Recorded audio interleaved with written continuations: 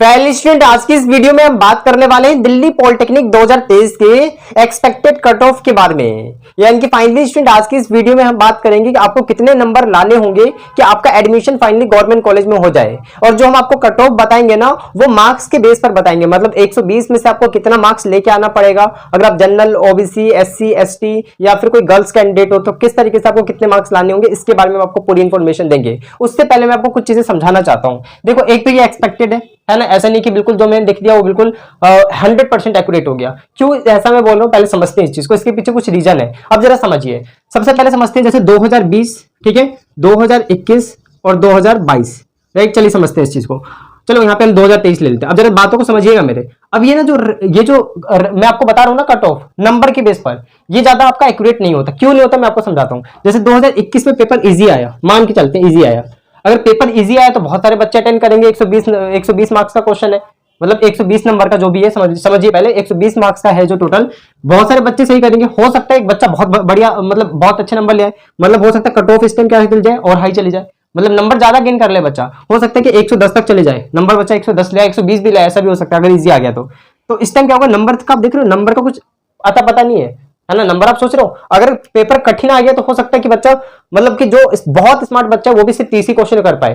तो फिर कितने नंबर बनेंगे बताइए, 30-60 ही बनेंगे। तो फिर क्या होगा, फिर आप सोचोगे अरे ये कैसे हो गया। तो ये टोटली डिपेंड करता है कि आपका पेपर कैसा आता है, इसके ऊपर मैं आपको बता रहा हूँ। आपका पेपर कैसा आता है और पेपर में सबसे हाईएस्ट मार्क्स कितने हैं, बच्चे कितना कर पा रहे हैं। ऐसा तो नहीं कि किसी को आ ही नहीं रहा, सारे बच्चे जो 10-20 क्वेश्चन ही कर पा रहे हैं तो कट ऑफ लो चला जाएगा, है ना। अगर सभी अच्छा कर देंगे तो फिर हाई चला जाएगा कट ऑफ। समझ रहे हो मेरी बात को। तो यहाँ पे एक एवरेज आइडिया लेकर मैं आपको सारी चीजें समझाने की कोशिश करता हूँ, बिल्कुल सत्य तरीके से। मतलब जो भी सत्य आपको है वही मैं आपको बताएंगे। पैटर्न की तरफ अपने नजर डालते हैं तो जो पैटर्न है आपका, टोटल क्वेश्चन कितने होते हैं, 60 क्वेश्चन होंगे इस बार की बात हो रही है। टोटल मार्क्स कितने होंगे, 120 मार्क्स होंगे। समझ आ रहा है आपको मैं क्या बोल रहा हूँ। टोटल कितने क्वेश्चन होते हैं, 60 क्वेश्चन होते हैं। टोटल मार्क्स कितने होंगे, 120। यानी कि एक सही क्वेश्चन करने पे 2 नंबर मिलते हैं। तो 60 क्वेश्चन करने पे मैक्सिमम मार्क्स कितने होंगे, 120 नंबर होंगे।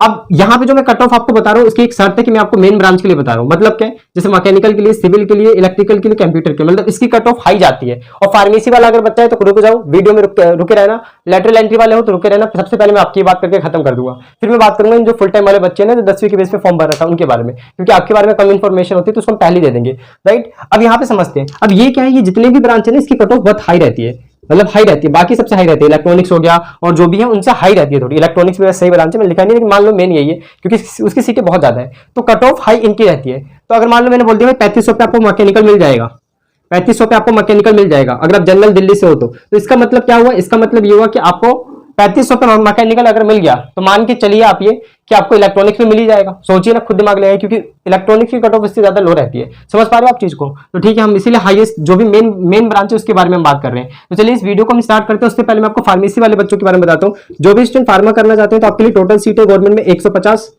ठीक है। उसमें से गर्ल्स कॉलेज है, यानी कि बॉयज के लिए सिर्फ बची 75 सीटें, उसमें भी गर्ल्स आएंगे कुछ और बॉयज भी होंगे। तो मान के चलिए अगर आपकी रैंक 100 होती है, कितनी होती है, ध्यान से सुनिए मेरी बात को, 100 कहाँ, दिल्ली कैंडिडेट, तब आपका एडमिशन हो पाएगा।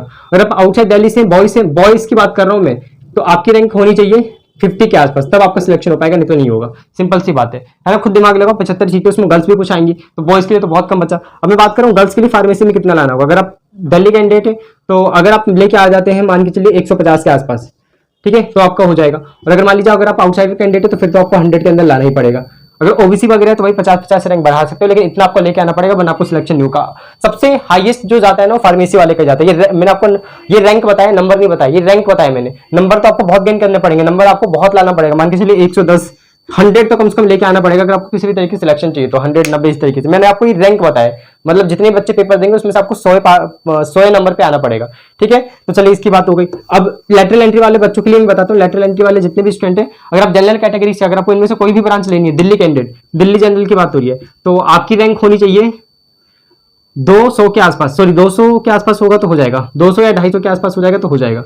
और अगर आप दिल्ली कैंडिडेट है और अगर आपके पास ओबीसी का है, क्योंकि आउटसाइडर वाले तो भर ही नहीं पाते ना, तो अगर आपकी रैंक होती है 300 के आसपास तो हो जाएगा।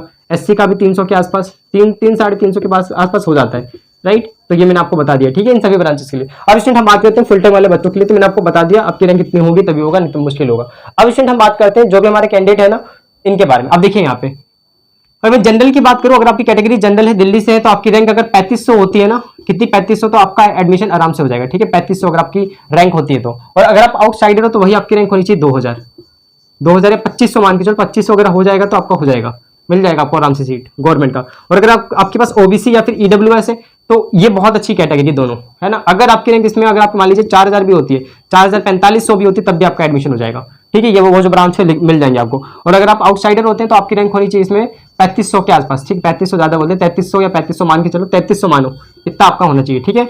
नेक्स्ट हमारे पास क्या एससी। तो अगर मैं एससी की बात करूं तो एससी ये तो मैंने रैंक बता दिया यार, रैंक के बेस पे क्यों बता रहा हूं मैं, मुझे तो आपको उसके बेस पे बता रहा है, नंबर के बेस पे आप सोच रहे होगे। तो नंबर के बेस पे हम बात करते हैं। तो नंबर के बेस पे हम इसकी बात कर ले पहले दिल्ली जनरल के लिए। तो अगर आपके नंबर 120 में से ध्यान रखिएगा 90 आ जाते हैं ना, तो हो जाएगा आपका सिलेक्शन। अगर पेपर मीडियम आता है तो, मीडियम की बात कर रहे हैं। और अगर आप आउटसाइडर हैं तो आउटसाइडर वाले बच्चों के लिए आपकी होनी चाहिए, आपका नंबर होना चाहिए 100, ठीक है, जनरल के लिए। और ये आसपास से, ऐसा नहीं कि किसी का अगर 90 आ गया आउटसाइडर से तो नहीं होगा, हो जाएगा। और मैं अभी भी मैंने आपको समझाया था अभी थोड़ी देर पहले ही कि मैंने आपको ये बताया था कि हो सकता है पेपर कठिन आ जाए तो कट ऑफ और नीचे गिर जाएगा, 20-30 नंबर नीचे गिर सकता है। मैं आपको बस एवरेज एक आइडिया दे रहा हूँ। नेक्स्ट यहाँ पे अगर मैं ओबीसी की बात करूँ तो अगर आपने मान के चलिए 75 क्वेश्चन कर दिए तब भी आपको सिलेक्शन हो जाएगा, ठीक है। और अगर आप यहाँ पे आउटसाइडर है तो मान के चलिए आपको 80 या 85 क्वेश्चन करने पड़ेंगे, इतने क्वेश्चन आपको सॉल्व करने पड़े, मतलब इतने नंबर लेके आने पड़ेंगे। नेक्स्ट हमारे पास क्या है यहाँ पे एससी। तो एससी की अगर मैं बात करूँ तो एससी के लिए अगर आप 70 सही करते हो तो हो जाएगा। आउटसाइडर की अगर हम बात करें तो आपके पास 80 मार्क्स होने चाहिए, ठीक है। अगर मैं एसटी की बात करूँ तो एसटी के लिए भी सेम ही होता है, मान के चलिए 70 और ये भी 80, क्योंकि इसका भी कम ही रहता है आपका राइट। नेक्स्ट अगर हम स्टूडेंट बात करें गर्ल्स की, गर्ल्स कैटेगरी की, क्योंकि गर्ल्स में कुछ में रिजर्वेशन है, जैसे कंप्यूटर गर्ल्स 2 कॉलेजेस में एक्स्ट्रा है, तो इसलिए थोड़ा सा इसको रिजर्वेशन मिल जाता है। अगर आप 75 नंबर ले आते हैं दिल्ली कैंडिडेट तो आपका हो जाएगा, और ये 85 अगर वो ले आएंगे तो उनका हो जाएगा, मतलब आउटसाइडर वाले दिल्ली। तो ये मैंने आपको बताया नंबर के बेस पर कि आपको 120 में से इतने मार्क्स लाने पड़ेंगे। अब स्टूडेंट जो नेक्स्ट वीडियो होगी नहीं, ज्यादा एक्यूरेट नहीं है, मैं अगेन रिपीट कर रहा हूँ, ये ज्यादा एक्यूरेट नहीं है, मान के चलिए इसकी एक्यूरेसी 60% या 70% है मुश्किल से, है ना, आधा सच चाहिए। अब जो हम बात करेंगे ना अगले वीडियो में, वो रैंक की बेस पर करेंगे कि कितना आपको रैंक लाना पड़ेगा कि आपका हो जाए, और वो बहुत एक्यूरेट है। वो मान सकते हो कि उसमें एक्यूरेसी में आपको बताता हूँ मेरी कितनी हो, 96% की। अगर वो मैं आपको बताऊंगा ना उतने के अंदर आपका आ जाता है तो होगा, नहीं तो नहीं होगा। वो बहुत एक्यूरेट मैं आपको बताऊंगा, ये इतना एक्यूरेट कोई नहीं बता सकता नंबर के बेस पे कि इतने नंबर ले आओ तो आपका हो जाएगा, क्योंकि हो सकता है पेपर हार्ड आ जाए। पेपर हार्ड आ जाए तो मान लीजिए जो बहुत ज्यादा स्मार्ट बच्चा वो सिर्फ 40 ही क्वेश्चन कर पा रहा है, तो 40 इंटू 2 80 तो हाईएस्ट हुआ ही, तो मान लीजिए 70 का चल जाएगा, जनरल दिल्ली 70 नंबर होंगे तो हो जाएगा। तो ऐसा भी हो सकता है, कुछ भी हो सकता है। इजी हो गया तो मान लीजिए 100 कोई बच्चा कर लेके आ गया क्वेश्चन, मेरा मतलब है ये मैं क्या बता रहा हूँ, देखो अगर उसने मान लीजिए 60 में से अगर वो बिल्कुल 50 क्वेश्चन करके आ गया तो 2 से मल्टीप्लाई करोगे तो 100 नंबर भी आ सकता है, ठीक है। तो यही सारी चीजें मैंने आपको ये बस बता दिया एक एवरेज के लिए कि आप इतना ध्यान रखिएगा, बाकी से नोट करिए। और नेक्स्ट वीडियो में मिलते हैं रैंक के कट ऑफ के साथ।